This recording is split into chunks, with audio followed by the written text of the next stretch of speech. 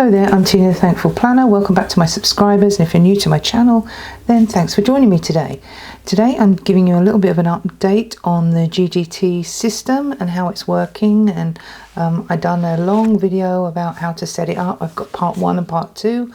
I can link part 1 here, and part 2 is linked in part 1, so if you'd like to watch that. And I'm just going to give you an update on how things are working and things that I'd like to change. So I start off by this. So I've now got some dividers in here.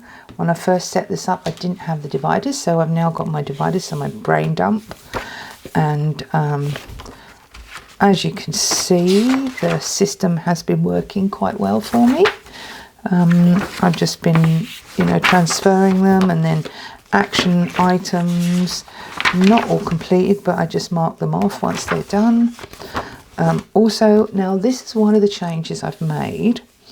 So originally I was putting projects, and then I would put here that's the transfer to project sheet. So, but what I'm doing now is I'm keeping this as sort of like a quick overview, so I can look here, and the projects that are completed I will tick off, and I'll put the date where the project is. So slightly different usage, and this is sort of helping, so I don't have to go into the project section and look down at these ticks to see what's completed and what isn't. I can just see the overview in this section, which is helpful. So this has been working great. And so I then, once I've done my action items and my project sheets, I then transfer it over into my plum paper planner. So this is purely a functional planner. It's not used for anything but function. And so the last one I showed, I can give a link to. This is one that I done on the 28th to the 4th of September to October, and I can put another link to this video right here. There'll be a link for that.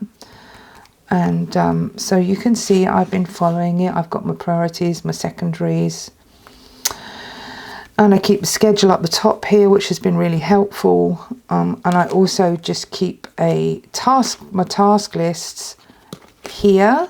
And I was keeping, I had quite a lot going on this week, as you can see, and some notes here. I was also keeping my next week appointments over here, so that's really helped. So now I'm going to jump to the beginning of October. So that is that week, it's the same. So we go to this. So I continue to use it. And I really don't want to overfill it, so I don't want to just put it in because I have to. I'm just trying to keep this to the bare minimum to make less work for myself. This is supposed to help, not give me more work. So this was from the 5th to the 11th, and this time what I did was, instead of using a kit, I just used some washi. And I thought actually that this worked really well, and I used some quote box, some stickers, and I left these plain. So as you can see on these ones, I've put full boxes on there, but here I just left them plain, and it's still the same basic, like adding it like this. But I didn't want to use up all my good sticker kits really, and I still put a little bit of design on there, a little bit of foil, and so I carried on using it. And wanted to just use some of the stickers up that I had.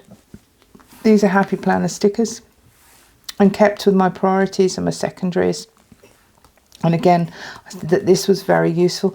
I ended up not really using these, and I don't know whether I'm going to use this. I haven't used the admin tasks yet. I did a little bit there, so haven't really used them a lot. So my next week, again, I done the same thing. I didn't use full boxes. I just used some stickers that were in my Happy Planner sticker book, and just to sort of, I don't know, jazz it up a bit, It was pretty dull, and continued to put my tasks in these.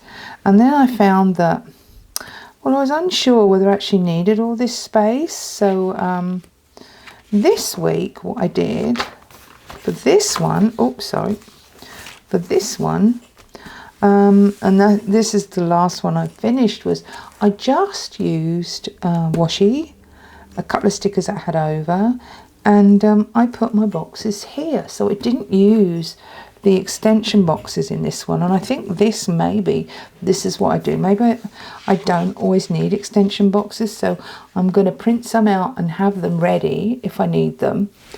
But often, like I found, like even with the notes, I'm not using them, so I didn't use them this week. I put some healthy goals here, which I haven't put in, so I'm just going to put in what I need to. I'm not going to try to pack it all in, and so that's how I'm moving forward with this. I'm not sure. I love the first part. I love the part one, what I would call the part one, where I'm putting it in my brain dump and organizing it. And whether or not continue with this, I just don't know yet. I have another book that I use when I'm working, like this little thing, and I just make a list. It's just for lists, and I just list everything I'm doing that day. So or what I've done, so it can, at the start of the day, I can write down some of the things I've got planned, but I also add some of the things that I do. So we'll see. I don't want to make more work for myself, so I don't know if I'm going to keep going with this. We'll see. But thanks for joining me. I hope that was just a quick update to let you know how the GTD system is working with the planners that I'm using, and I'll keep you updated on that. Thanks again for joining me. If you haven't subscribed yet, then please subscribe to my channel. Click on the notifications so you know when I'm uploading videos, and join me over on Instagram.